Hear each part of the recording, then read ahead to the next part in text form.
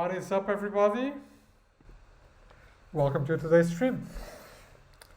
And I told you yesterday that I was going to talk about my review strategy for a paper. And actually, this is my review strategy for a paper, but that addresses a really important, I think, the nightmare of every academic, that you're basically working on a paper and somebody has come up with the idea already. So does that happen? What do you do when something like that happens, right? So in a paper that I'm doing for a small journal, where I talk about how leaders can manage volunteer performance and how that they sort of tap on this on something I call serious leisure to develop people's skills, and as they develop people's skills, people increase their commitment to the organization. And one of the reviewers just sent me a bunch of references saying this has been done before, useless paper. And so I'm like, okay, let me look at these references. And all of these references are quantitative papers that show that if you provide employees training, the turnover is less, okay? Now, what I did is I looked at these studies and said, okay, so what is going on here?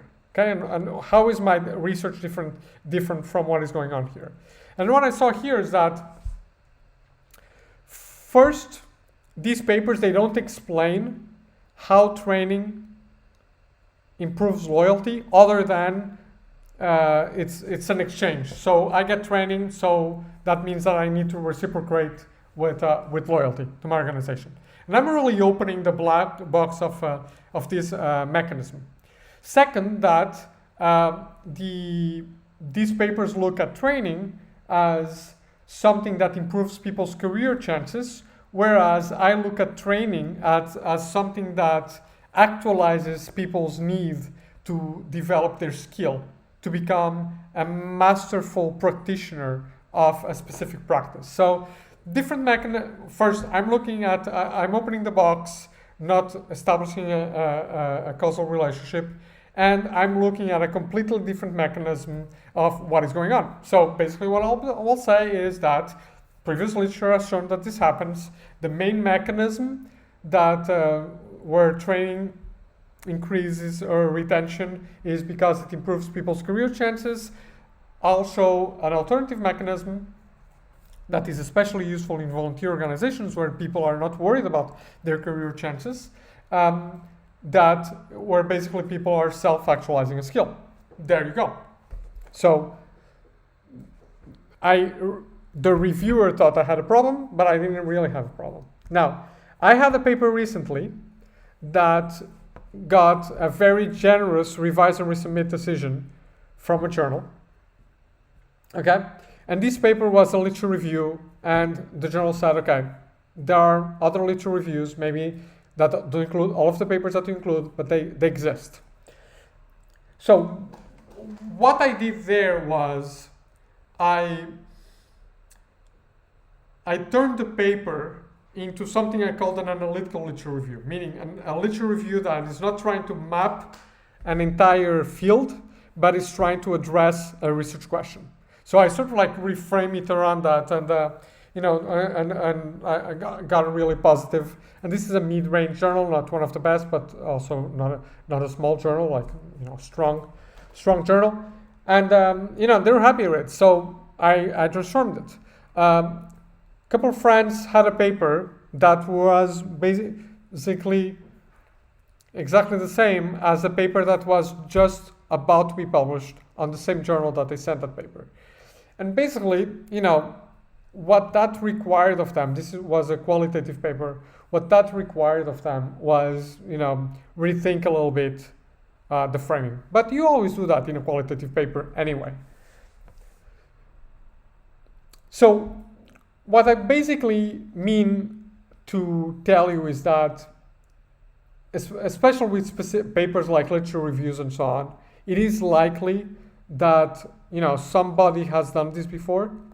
Now, maybe they've done it in a way that is different from what you have done, or they have reviewed a different set of papers, or they've done it so long ago. So, for example, I have a literature review on improvisation published in 1999. Somebody did the same thing 10 years later. That's okay, right? But you can always frame your paper around existing papers. Obviously, this is more difficult to do with quantitative papers. That because if you have a paper with the same variables, it's a paper with same variables. There's not much you can do. So obviously, it's important to pay attention to what's going on in conferences and so on. But those papers, they require far less, setup than a qualitative paper, right? So you're basically doing like a one-shot survey. These are relatively quicker projects, and and eventually you can do follow-up surveys or redo your survey in some other way that works around an existing paper. And obviously, if you pass the first round of revise and resubmit, then you're all set, right? So what I want to tell you is that, this happens, but this is not at all different. It's just one more reason that reviewers can use to tell you that you need to reframe your paper, to rewrite it in a way that it is an original contribution to a piece of literature. Now, what hurts sometimes is that there is a contribution that we want to make and another paper has already made it. Okay? I once read a conference presentation that I thought was doing what I wanted to do in a paper, but it wasn't. So that was a little bit of a scary moment. But if you think about it, it's your baby. It's something that it's a point that you wanted to be the first person to make. But that doesn't mean that that your data is useless. It just means that you have to reframe it and come up with an idea that is more different and more novel than what you had in mind when you first prepped the paper, right? So overall, what I want you to take out of this discussion is that a paper with the same idea of yours is just another reason that reviewers will use to ask you to review the theory or the framing of your paper, okay?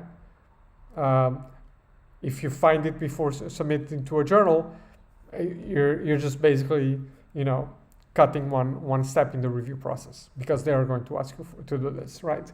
But it is something that is matter of fact part of our job, right? Rewriting papers, reframing papers, rethinking the theory of the paper, coming up with a better contribution. That's what we do in all of our review processes, and this is just another reason. So what happens if you find a study that does the same thing? Well, you do what you do when you get a letter from a reviewer and say you need to come up with a different framing for this data. You come up with a different framing for this data. So that's it, right? In my case, fortunately, the reviewers were wrong, so I can still have the contribution that I want to have it. I just need to write it in a way that is persuasive and that I can convince the reviewer that, okay, I've read this literature and I'm treating it with respect. But after that, I can still lay the stake on the ground that I wanted to lay on the ground. This may sound obvious, but it wasn't obvious to me when I first started facing this fear. So I just wanted to share it with you in a useful way. Hope everybody's having a great time. I haven't sold any more books, so we're still on 7. But that's hopefully the start.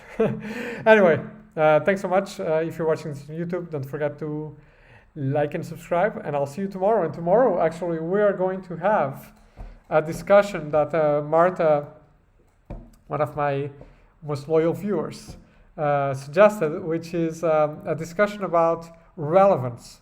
How can you make sure that your research is relevant if you really care about that? How can you make sure that your research is relevant for managerial audiences?